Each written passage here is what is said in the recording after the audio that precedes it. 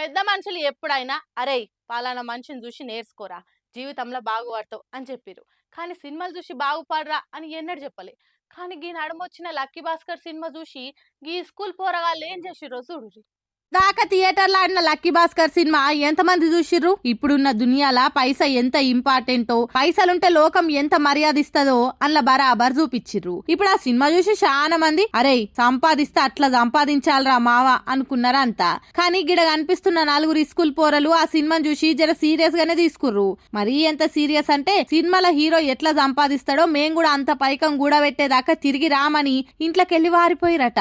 ఇక ఇప్పుడు ఈ ముచ్చట వైరల్ అయ్యేసరికి ఇదెక్కడేశం రా దేవుడా, అందరు అబ్దుల్ కలాం నో అంబేద్కర్ నో ఇంకా పెద్ద పెద్ద మేధావులను చూసి ఇన్స్పైర్ గాంగా చూసినాం గాని మీరెక్కడ తిక్కలోలరా సామి అని పరిశాన్ అవుతుర్రు. ఇంకొందరు అయితే గిసోంటి చూసినప్పుడే అబ్దుల్ కలాం గారు ఎప్పుడు చెప్పే డైలాగ్ గుర్తొస్తది. అదే కలాం గారు కలలు మాత్రమే కనమన్నారు, అదేదో చెయ్యొద్దన్నారు అనుకుంటా నవ్వుకుంటుర్రిగా. మళ్ళీగా ఈ పోరలు దొరికితే మాత్రం అలా అయ్యవ్వ చేతిలో ఉంటది చూడుర్రి. ఒక్కో దెబ్బ ఒక్కో సినిమా సీను ఏమంటారు. లేకుంటే ఏంది బాడికి పోయి బుద్ధిగా చదువుకోర్రిరా అంటే వీళ్ళు చేసే వేషాలు గివ్వా. ఈ పోరలకిన వారే బుద్ధిగా భయం లేకుండా పోయింది. మొగోన్నని మొలకలకు పోయి ఎలకలను చూసి ఎల్లెంకల పడ్డాడట. ఆగో కాంగ్రెస్ పార్టీ నవయువ కురువృద్ధుడు రాహుల్ బాబు కథ కూడా గట్లనే ఉందని కుతకు తుడుకుతుండ్రట ఇండియా కూటమోళ్ళు. రాహుల్ నాయకత్వంలో ఇండియా కూటమి నడిస్తే వాళ్ళ పుట్టి మునుగుడే కాదు మనల్ని కూడా ముంచంది ఊకోవడానికి ఫిక్స్ అయిందట.